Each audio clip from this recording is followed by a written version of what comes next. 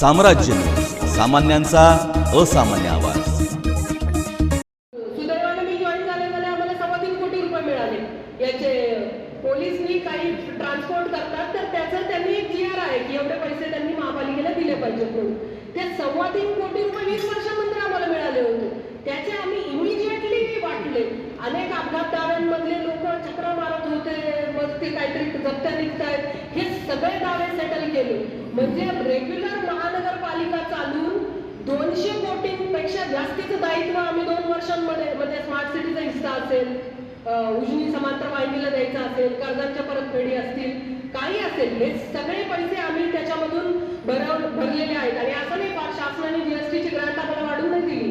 जे आहे त्यातलं जे यांनी मुद्दा मांडला, बजेट नवीन लोकांना कळत नाही वगैरे वगैरे, हे बजेटमध्ये नुसतं पुस्तक नाहीये, त्याच्यात प्रत्येक गोष्ट तयार करताना अनेक हजारो हेड्स आहेत, त्याच्यात छोट्या छोट्या बाबी आहेत.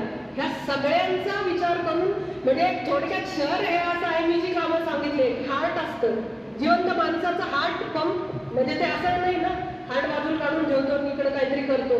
ते हार्ट चालू ठेवून ज्या रोजच्या सुविधा आहेत त्या चालू ठेवून आम्ही इतर गोष्टी प्रोजेक्ट्स ज्या आहेत तर ते कम्प्लीट केलेले. हे सगळे करत असताना माझी टीम तर चांगली आहेच आहे, परंतु तुम्हा लोकांचं पण सहकार्य असतं इन्फॉर्मेशनच्या माध्यमातून. इतर अनेक दृश्य अदृश्य हात असतात, ते काही आपण म्हणतो ना चांगल्या कामाला चांगले जास्त लोकांचे हात लागतात, तसे अनेक हात लागतात. अनेक कॉन्टॅक्ट्स आपण मला यूज करता आले. इतक्या वर्ष सर्व्हिस केल्यानंतर वेगवेगळ्या पातळ्यांवरचे संबंध असतात, परंतु एकदा ते काम माझ्या शहरासाठी महत्त्वाचं आहे आणि ते करणं गरजेचं आहे. त्याच्यासाठी बरोबर मार्ग निघत जातात. कोणाला बोललं तर काय होतं, कुठून काय केलं तर काय होतं, असे अनेक विषय मार्गी लावण्याचा प्रयत्न मी 2.25 वर्षात केला. अजून मला तरी त्या आराखड्यामध्ये काय लिहिलेलं आहे ते आणि जुनं काय होतं हे, तर आमच्या जमिनीवरती आरक्षण नको ही नॉर्मल ह्युमन भावना आहे, पण शहराचे पार्ट म्हणून ते आरक्षण कुठेतरी टाकावे लागतील. सोलापूरचे आरक्षण पुण्यात टाकता नाही येणार, ते सोलापुरातच टाकावे लागतील. त्यामुळे म्हणजे आता ज्या ज्या हरकती अक्षर देतील त्यांच्या सुनावण्या रितसर होतील, परंतु हे करत असताना आम्ही विदाऊट फिअर ऑर फेवर असा तो विकास आराखडा बनवलेला आहे. त्याच्यात मानकांच्या दृष्टीनं पॅरामीटर्सनुसार शहराची गरज ओळखून, म्हणजे मोठी जमीन हे आमची जी केगावची आहे ती 100% जमीन जेवढी रिझर्वेशन खाली होती तेवढी आमच्या पाठपुराव्यामुळे आमच्या ताब्यात आली महापालिकेच्या.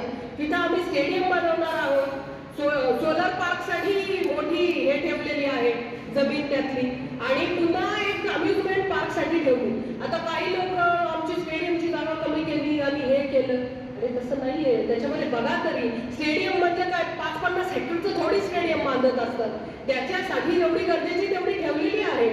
जेव्हा आपण मोठ्या स्कीम्स सेंट्रल गव्हर्नमेंटला सादर करतो तेव्हा त्यांचा विषय असतो तुम्ही ग्रीन इनिशिएटिव्ह काय घेतले, ते दिले तर मार्क देतील ना. आमचं म्हणणं आहे आम्ही सोलार पार्क उभा करतो, तिथं सगळी जी सोलार एनर्जी तयार होईल आम्ही ग्रीडमध्ये सोडतो नेट मीटरिंगनी, त्याच्या against we are bulk consumer इलेक्ट्रिसिटीचे, त्याच्या अगेन्स्ट आमची इकडचे बिल कमी होणार ना. हे पैसे वाचवले म्हणजे पैसे